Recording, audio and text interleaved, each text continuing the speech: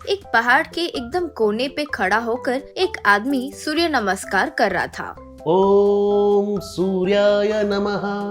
कहते हुए हाथ जोड़कर योगा आसन करते हुए पीछे मुड़ गया। उसका नाम है दीपक। दीपक को रोज सुबह वहाँ आकर ऐसे करने की आदत थी। दीपक की पत्नी और बच्चे भी थे। गांव में एक दर्जी की दुकान थी। उसमें अलग अलग प्रकार के कपड़े भी थे। लोग अपने पसंद के हिसाब से कपड़े खरीदकर वहीं दीपक से सिलवाते थे। वहाँ दीपक दर्जी का काम करता था। उसके पास और कुछ दर्जी काम करते थे। उन सबको महीने के आखिरी तारीख तक दीपक तनख्वाह दे देता था। एक दिन उनके इस दुकान के आगे ही एक रेडीमेड कपड़ों की दुकान खुली। एक प्रमुख सिनी हीरोइन ने उसका उद्घाटन किया। उसके मालिक का नाम था चैटर्जी। वो बहुत लालची और नीच इंसान था। दुकान तो खोल दिया, लेकिन लोग ज्यादा नहीं आने की वजह से अपने असिस्टेंट से, ये क्या रे, इतने निवेश करके हम यहाँ दुकान खोले तो कोई आ ही नहीं रहा है। ऊपर से बड़ी हीरोइन से भी ओपनिंग करवाया ना, ऐसे क्यों? यूं पूछा असिस्टेंट। सर, आप चाहे जितना भी कर लो, ये गांव वाले उस दीपक के दुकान पर ही कपड़े सिलवाते रहेंगे। यूं कहा चैटर्जी। ये जमाने में भी कौन कपड़े सिलवाते हैं रे? रेडीमेड खरीद सकते हैं ना। लगता है ये गांव के लोग बहुत पीछे रह गए हैं। असिस्टेंट। ओहो, इतनी गलतफहमी मत रखिए सर। ये गांव वाले तो बहुत होशियार है।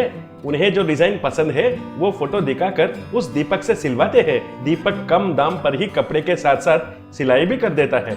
अब उन्हें रेडीमेड दुकान से क्या काम होगा बताइए? वो दीपक तो बहुत टैलेंटेड है जी। यूं कहा चैटर्जी। ओहो, अब समझ में आया कि क्या करना है। उसका दुकान ही निकाल दिया तो सब हमारे पास ही आएंगे ना। कैसा है मेरा टैलेंट? यूं कहा। उस रात चैटर्जी अपने आदमियों के साथ जाकर दीपक के दुकान को आग लगा दिए।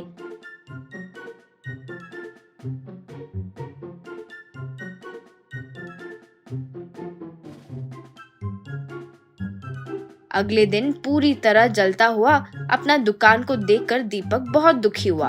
अरे, सब जलकर राख हो गया है। मेरा तो ठीक है, लेकिन मुझ पर यकीन करके काम करने वाले लोगों का क्या होगा? हे भगवान, ये क्या है? यूं कहा। तब एक आदमी, तुम फिक्र मत करो दीपक, तुम्हारे लिए हम है ना। ये पूरा गांव तुम्हारे साथ है। हम सब मिलकर तुम्हें पैसे देंगे ताकि तुम फिर से दुकान शुरू कर सको। धीरे धीरे बाद में हमारा उधार चुका देना। क्या कहते हो गांव वाले? हमारे दीपक की मदद करें? यूं पूछा तो सब लोग हाँ करेंगे, हाँ करेंगे। यूं बोले। वो सुनकर चैटर्जी का मुंह एकदम दंग रह गया। चैटर्जी। अरे असिस्टेंट, ये क्या रे, पूरी बाजी ही उल्टा पड़ गई। यानी दीपक ही नहीं रहे, वैसा कुछ करना होगा। यूं कहा। अगले दिन सूर्य नमस्कार के लिए निकले दीपक को चैटर्जी धीरे धीरे पीछा किया।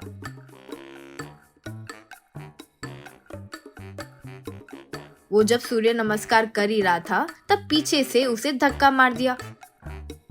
बस उतनी ऊंचाई से नीचे पानी में जाकर गिर गया। पानी के एकदम नीचे जाकर तैरना नहीं आने की वजह से तड़प रहा था। तब उसके पास पानी में एक पुरानी खराब हो रखी सिलाई मशीन आई। बेटा, मुझे जोर से पकड़ो, यूं बोली। बस दीपक उसे पकड़ा और वो ऊपर उसे ले आई।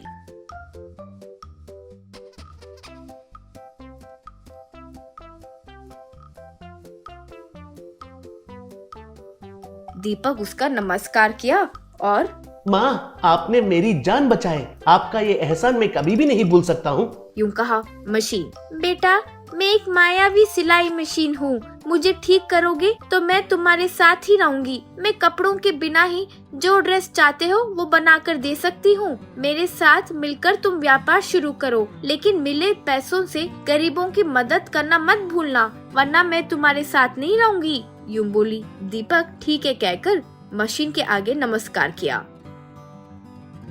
अब दीपक उस मशीन को लाकर उसे ठीक करवाकर नए रूप में बदल दिया।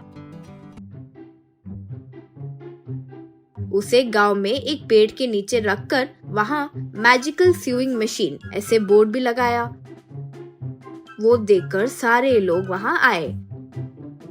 अब लोगों से दीपक उस मशीन के बारे में बताकर अब से आप लोगों के लिए और कम दाम पर ही मैं कपड़े सीकर दूंगा। यूं कहा। तब एक आदमी वहाँ आकर मुझे एक शर्ट चाहिए। कहते ही मशीन ने एक शर्ट बनाकर दिया।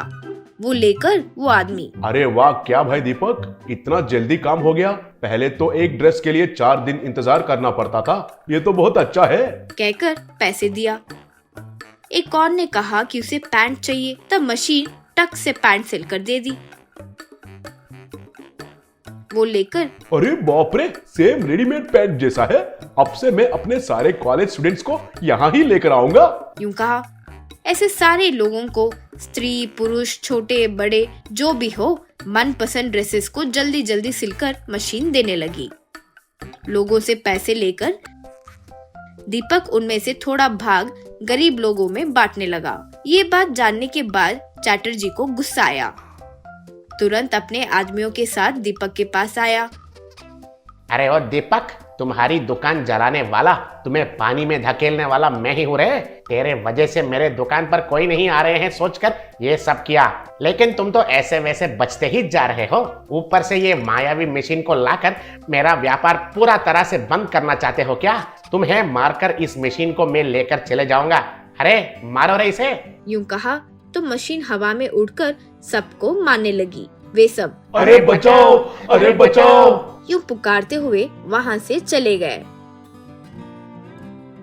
फिर दीपक उस मशीन का इस्तेमाल करते हुए